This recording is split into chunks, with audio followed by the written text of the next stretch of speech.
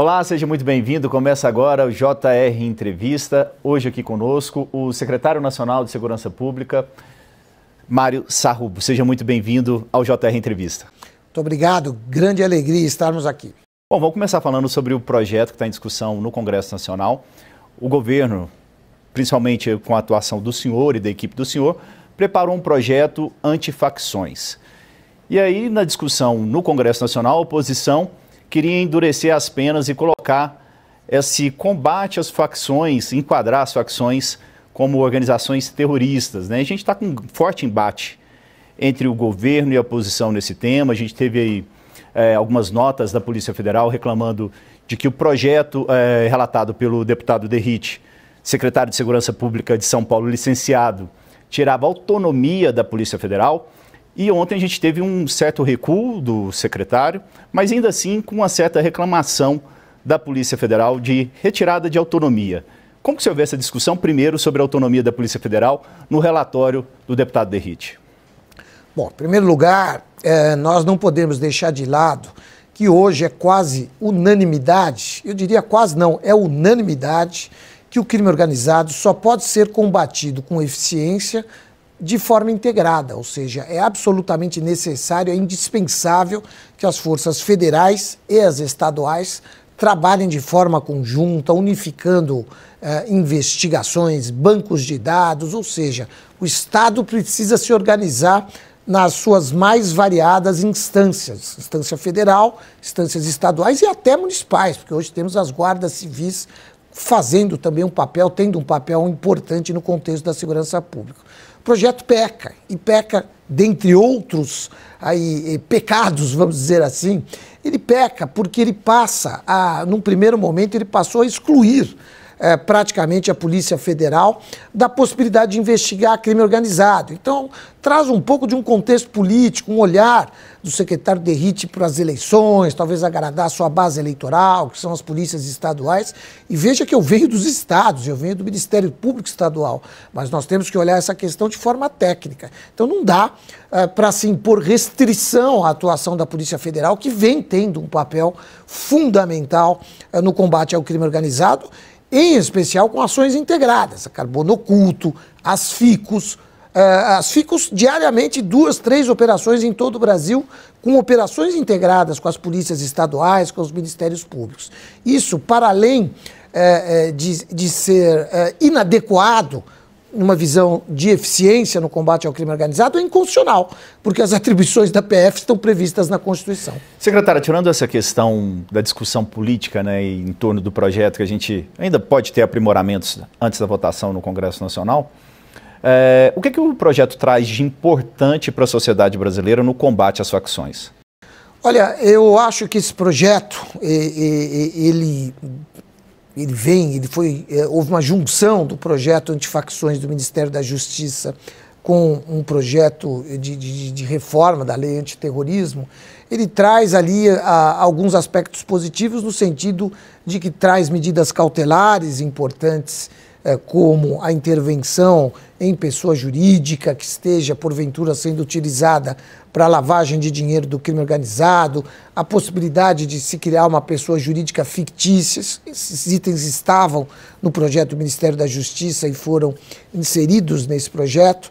E acho que esse tem que ser o foco central, para além, claro, de alguns tipos penais que são necessários, estavam também no nosso projeto, como, por exemplo, o domínio territorial, domínio de ciclos econômicos. Isso é importante em termos de legislação para um combate mais qualificado às organizações. A diferença fundamental do projeto do relator, o deputado Derrite, e do governo é que o projeto do governo tratava da lei antifacções e o projeto que foi incorporado ali pelo relator altera a lei antiterrorismo. Do ponto de vista prático, depois das ações das forças de segurança pública, isso cria alguma dificuldade? Como vocês estão acompanhando essa discussão? Olha, primeiro eu quero registrar que eu lamento profundamente que um projeto discutido por mais de um ano, porque nós iniciamos um grupo de trabalho no meio do ano passado, muito amplo em termos de discussão com as forças do SUSP. Então, para dar um exemplo aqui, o grupo tinha um profissional indicado pelo Conselho Nacional de Comandantes Gerais de PMs, Conselho Nacional de Secretários, Conselho Nacional de Chefes de Polícia Civil, Ministério Público. Lincoln Gaquia participou representando o Ministério Público de São Paulo. Danilo Lovisaro, presidente do Genecop, Grupo Nacional de Combate às Organizações Criminosas, Sociedade Civil, Fórum Brasileiro de Segurança Pública. Então foi um texto muito discutido. Então fica aqui quase que um protesto e uma decepção muito grande desse projeto sequer ter sido levado à apreciação do Congresso Nacional. Ele foi simplesmente destruído na largada. Com um outro projeto que leva para essa questão do terrorismo, na verdade ele busca uma equiparação tentando escapar do terrorismo, mas quando a gente olha para trás, quando você equipara algo a terrorismo, é terrorismo, no fundo não mudou nada. Lembremos dos crimes hediondos, que estavam na Constituição Federal, aí vieram as leis e equipararam vários outros crimes a crimes hediondos. Então hoje o tráfico de drogas, o homicídio qualificado e outros crimes que estão na nossa legislação são considerados hediondos como aqueles originalmente previstos na Constituição Federal. Então ele tem um defeito muito grande, porque ele continua trazendo como terrorismo. Vamos ao que interessa. Em termos de eficiência no combate ao crime organizado, não traz uma vírgula a mais. Porque ser facção ou organização terrorista não muda nada em termos de eficiência. O que nós precisamos é integração, é qualificação nas investigações, é olhar para o fluxo financeiro do crime, é fazer ações que sejam preparadas com muita inteligência. Chamar de terrorismo não traz nada de novo para aquele cidadão que está na ponta. Secretário, é justamente isso que eu queria entrar, secretário Sarrubo, a questão a gente aqui em Brasília, né, eu falo, nós acompanhando o trabalho dos governantes e dos políticos, estamos discutindo legislação, e a população na rua tem enfrentado o problema da criminalidade cada dia de uma forma mais dramática. Na ponta, depois dessa discussão desse projeto, há esperança da situação melhorar? O que precisa ser feito? Olha, nós temos trabalhado e procurado trabalhar desde o primeiro dia que chegamos em Brasília junto com o ministro Lewandowski. Nós temos procurado exercer o nosso papel, porque existe uma lei no Brasil que é muito boa, que é a Lei do Sistema Único de Segurança Pública. E ela praticamente já determina a importância e a necessidade de ações integradas. Então nós precisamos trabalhar em rede. Né? Então nós criamos no Ministério da Justiça a Renorcrim. Na semana passada, a Rede Nacional de Combate às Organizações Criminosas estava reunida aqui. Todas as delegacias especializadas em combate ao crime organizado, profissionais dessas delegacias, reunidos em Brasília, junto com GAECOS dos Ministérios Públicos, junto com Polícia Federal, fazendo uma capacitação em combate ao crime organizado. E mais do que isso, criando sinergia, institucionalizando a integração e a oportunidade de conversarmos, de dialogarmos, de deflagrarmos ações conjuntas. O resultado da Renorcrim tem sido visto diariamente, com as FICOS, com a Carbono Oculto recentemente e assim por diante. Então é essa ação integrada que vai transformar a vida das pessoas. E a vida das pessoas ela será efetivamente transformada quando nós nos convencermos de forma absolutamente definitiva de que crime organizado se combate com o seu asfixiamento financeiro, porque você enfraquece o crime organizado sem dinheiro. Eles não compram fuzis, eles não conseguem mais manter o território, então aí sim é a hora de entrar no território e retomar. Então aí o que está sendo visto por vocês é o trabalho de inteligência que é o fundamental nesse momento. Sem sombra de dúvidas, esse é o maior investimento e aqui me permita uma outra rede importante que é a Recupera, que reúne receitas, ministérios públicos, polícias civis, trabalhando recuperação de ativos. É por aí o caminho. Secretário, mas o projeto específico que nós estamos debatendo em Brasília no momento traz alguma coisa de avanços no trabalho de inteligência ou é mais aumento de pena? Explica pra gente, por favor. Olha, o foco central foi o aumento de pena, inclusive 40 anos e etc e tal. Sempre foi, né? Sempre foi o foco, aumentar a pena, porque isso dá uma resposta imediata à população e a população parece que fica satisfeita, agora sim, mas isso não muda. Na ponta, para quem estuda direito penal, eu sou professor de direito penal há mais de 35 anos e eu posso afirmar uma coisa, o criminoso, quando ele pratica um crime, né, ele não está preocupado com a pena, ele está preocupado se ele pode ser preso ou não, e aí nem importa a pena. Mas um reajuste de pena talvez nós precisássemos, o nosso projeto já previa isso. Mas o criminoso lá na ponta, se é 20, 40 ou 10, ele vai continuar praticando o crime se ele tiver alguma confiança de que ele não vai ser preso. Secretário, você falou da questão da integração, né? A integração já é tratada em outro assunto legislativo, que é a PEC da Segurança Pública. E que vocês como governo apresentaram, né? O que vocês defendem principalmente que é necessário na questão da PEC da Segurança Pública? Olha, a PEC, na verdade, ela é necessária porque é preciso se pensar o Brasil como um todo em termos de segurança pública. Eu tenho dado um exemplo que me parece interessante para a gente entender a importância da PEC. Se lá no final da década de 80, início da década de 90, nós tivéssemos um trabalho integrado e se nós pensássemos naquele momento a segurança pública em termos de Brasil, as facções criminosas, as duas grandes facções criminosas que atuam aqui no Brasil e no exterior, nós sabemos, são transnacionais, elas não teriam saído de São Paulo e Rio de Janeiro, porque nós perceberíamos e os outros estados estariam se preparando para que isso não acontecesse, para que elas não pudessem se expandir. Mas nós nunca pensamos o Brasil, nunca pensamos segurança pública em termos de Brasil. Então era o governo de São Paulo pensando São Paulo, o do Rio pensando Rio, o de Minas pensando Minas, o Distrito Federal aqui, Goiás, etc. e tal. Sem conversar, sem saber quais são os riscos, sem saber, na verdade, qual é a real necessidade. Nós tínhamos que, naquele momento, ter tido uma ação integrada para que essas facções não saíssem de São Paulo e Rio. E não fizemos isso. A PEC é para isso, para a gente pensar o Brasil em termos de segurança pública. Como seria essa atuação? A gente sabe que, pela Constituição hoje, a segurança pública é uma atribuição de todos, mas que fica principalmente a cargo dos estados.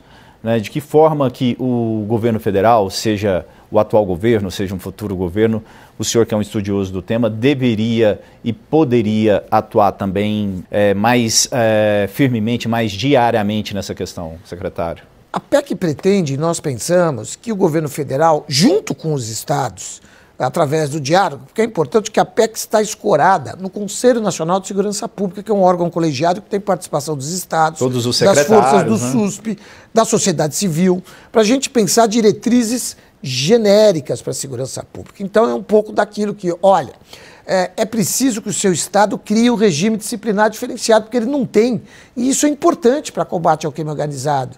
Então os estados todos têm que ter.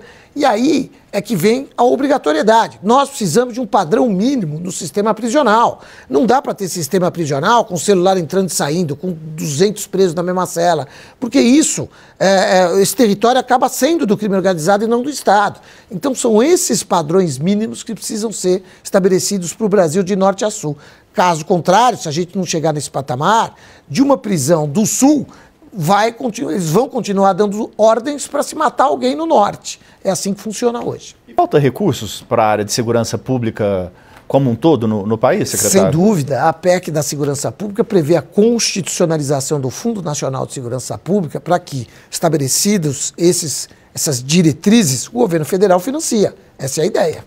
Vamos falar um pouquinho sobre a questão da ocupação de territórios pelas organizações criminosas. Isso é uma situação muito sentida principalmente no Rio de Janeiro, mas a gente tem problemas em outros estados, a gente tem aí o Ceará, o Rio Grande do Norte, praticamente vários estados, né? Também na Bahia também temos problemas. Como que vocês estão observando esse avanço de que o Estado brasileiro como um todo, não estamos falando só dos estados, mas do poder público como um todo, tem perdido a autonomia em alguns territórios? O caminho que nós adotamos ao longo dos últimos 30, 40 anos foi um caminho equivocado. O Estado brasileiro deixa de dar atenção a determinados territórios. Aquelas pessoas ficam à mercê de qualquer conceito de cidadania que esteja inscrito na Constituição ou nas leis. E o crime organizado rapidamente percebeu isso e tomou esses territórios e, aspas, deu a cidadania, bem entre aspas, diga-se, para essas pessoas. Então o crime organizado faz a mediação dos conflitos, o tribunal do crime, dá segurança, cobra internet, faz energia. O concurso da internet mais barata, luz mais barata e assim por diante. eles tomaram os territórios. Nós precisamos retomar. Como é que a gente retoma? Primeiro com inteligência, muita inteligência. Um plano muito bem pensado e idealizado para ir no foco, para ir nas lideranças e interromper duas coisas que são fundamentais. O ciclo econômico que domina aquele território e o recrutamento dos jovens, porque esse ciclo econômico ele vai se retroalimentando. O que nós fizemos nos últimos 30, 40 anos? Entramos no território, prendemos 10 e saímos. E já havia lá recrutados mais 50, então mais 20 assumem o lugar dos 10. E aquela situação não muda. Esse foi o grande erro do Estado brasileiro. Então nós precisamos de um projeto, que diga-se de passagem nós já temos. Qual que é o projeto, secretário? Nós temos um projeto hoje em andamento no estado do Nordeste, em que nós já retomamos um território após um trabalho de inteligência de mais de 7 meses, identificamos o ciclo econômico, as lideranças, a polícia já fez esse trabalho, diga-se, sem nenhuma morte, mais de 30 pessoas presas, armas apreendidas, drogas. O Estado agora está entrando com os serviços, o próprio Ministério da Justiça vai entrar com acesso à justiça, consumidor e outros programas aí jovens para que não possam se tornar aí profissionais e assim por diante, junto com esse Estado, município, os serviços vão entrar, isso está se consolidando. Eu tenho dito que na semana passada me mandaram um post de uma moradora desse território dizendo: a vida está maravilhosa, não exatamente com essas palavras. Antes aqui nós ouvíamos tiros, voltamos a ouvir os pássaros. Então é por aí que tem que ser o caminho. E é possível ampliar? É possível essa experiência ser replicada em locais como... Essa é a ideia do Ministério da Justiça. Ali no Complexo do Alemão, situações bem mais complexas? Claro, essa é a ideia do Ministério da Justiça. Esse é um projeto piloto, nós devemos apresentar aí até o mês de dezembro à imprensa. E a partir desse projeto piloto, com os erros e acertos, identificando os erros, a gente quer aperfeiçoar, fazer novamente em outro estado e ir aperfeiçoando o modelo para que ele possa se adaptar às realidades. Claro, Rio de Janeiro, Complexo do Alemão, a Penha, não é simples. São territórios muito grandes, ali moram mais de 10, 15, 20 milhões de pessoas. Aqui é um bairro. Né? Ontem o secretário Vitor deu uma declaração dizendo que aquele complexo onde houve a operação é o tamanho de Copacabana, é um bairro inteiro, então não é simples. Mas o modelo tem que ser esse, talvez, para que possa ser aplicado aos poucos num projeto, claro, de médio e longo prazo, para que a gente possa retomar esses territórios. O senhor acha que a gente precisa parar de normalizar barricadas impedindo o Estado de entrar em... Mas não resta a menor dúvida, não pode haver um território neste país em que a polícia não entra. Nós não podemos admitir isso. Uma das grandes questões envolvendo as facções é a questão do armamento, né? Essa mega operação no Rio de Janeiro chamou muita atenção. A gente já sabia, né, óbvio, a quantidade de fuzis, mas, poxa, a gente viu drones sendo usados, né? Então, assim, a gente vê o poder bélico dessas facções crescendo a cada dia. A gente sabe que não é especificamente a área do senhor, mas como que está o monitoramento no Ministério da Justiça sobre essa questão da entrada de armamento no país? Olha, primeiro a minha área, sim, a gente trabalha fronteiras diariamente também, com isso. atua com nisso? Fronteiras, a gente tem a DIOP, Diretoria Ou seja, de é um mundo o trabalho de vocês. Que tem o Programa Protetor de Biomas e de Fronteiras, né? Claro que participa a Polícia Federal, até o próprio Exército tem diálogo com a gente nesse campo. E nós, até muito preocupados com esse tema, porque essas armas, esses fuzis estão sendo importados, né? Eles vêm do exterior, mas uma boa parte tem sido montada aqui dentro do Brasil, interior de São Paulo, de Minas e assim por diante. Então, nós precisamos, na verdade, de muita inteligência e por isso estamos resgatando. Na verdade, era um projeto que estava previsto para mais adiante, mas diante da urgência, nós vamos lançar a RENARME, que é a Rede Nacional de Combate ao Tráfico de Armas, Munições e Explosivos, juntando as 6 delegacias especializadas que existem no Brasil, com Polícia Federal, com o setor de divisão controladas do Exército, com a Polícia Rodoviária, para montar uma espécie de uma força-tarefa para que saia disso tudo uma grande ação contra esses fuzis. Qual que é as informações que vocês já têm no momento? O senhor citou algumas, né, nessa questão de que as armas estão chegando desmontadas e sendo montadas aqui, né? A gente teve até a notícia de um senhor das armas aí, que teria fornecido milhares de fuzis para as facções criminosas. O que mais vocês têm de informações? Essas peças têm vindo de onde? Dos Estados Unidos? De onde têm vindo essas peças? Tem de tudo. Muitas vezes elas vêm até legalizar, saem dos Estados Unidos de forma legal, há um desvio no meio do caminho, entram aqui pelas nossas fronteiras, né, 16 mil quilômetros de fronteira terrestre, 7 mil marítima, existe também outras que vêm desmontadas e são montadas aqui, e existem outras que são montadas aqui com insumos fabricados aqui dentro mesmo. Inclusive falsificadas, como a gente tem visto aí, né, vem com nome, estão falsificando fuzil já. Tal é o mercado desse tipo de armamento hoje no Brasil por conta do crime organizado. Bom, nós estamos conversando aqui no JR Entrevista com o secretário nacional de Segurança Pública, Mário Sarrubo. Continue com a gente, nós voltamos já.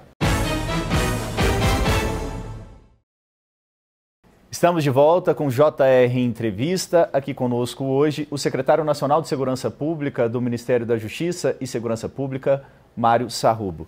Secretário, a gente teve uma operação recente da Polícia Federal que mostrou assim, de uma forma muito clara para a sociedade como o crime organizado está em todas as esferas da nossa sociedade hoje, né? A gente viu ali postos de combustíveis, investimentos no setor financeiro e o que a gente já conhece há bastante tempo, que é essa presença em comunidades, né? E também nas ruas, né? De uma forma geral.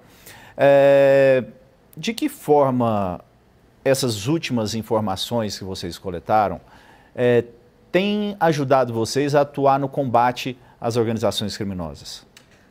Lá no Ministério da Justiça, nós somos um hub de inteligência no Brasil. Então, nós temos procurado dialogar com os estados, com as forças, mas também com os segmentos. Então, eu dou alguns exemplos.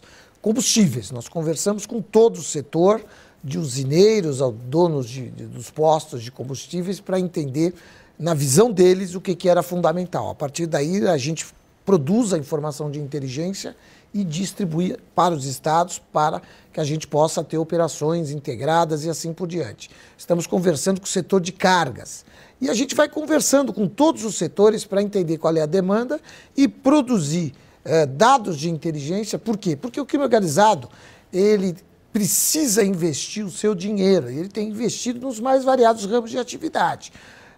Nós dormimos no ponto aí nos últimos anos e eles foram para a Amazônia, onde eles identificaram a possibilidade de crimes que, na visão deles, são de menor potencial ofensivo, crimes ambientais, mineração ilegal, a madeira e etc. e tal. E eles estão lá lavando o seu dinheiro, praticamente escravizando ali algumas comunidades. Então, tudo isso precisa ser objeto de apuração, esses dados precisam ser muito bem trabalhados para que a gente possa fazer as operações certas. O senhor falando da expansão, né, a gente já havia comentado um pouquinho antes, mas o senhor falando da expansão do crime organizado para várias regiões do país, a gente sempre falou muito de São Paulo e Rio, mas o que tem preocupado mais? Norte, Nordeste, onde o crime organizado tem atuado de forma mais agressiva no momento? Olha, a gente tem uma preocupação muito grande com a Amazônia hoje, não é? Porque praticamente um país, é um território de difícil acesso, de difícil controle.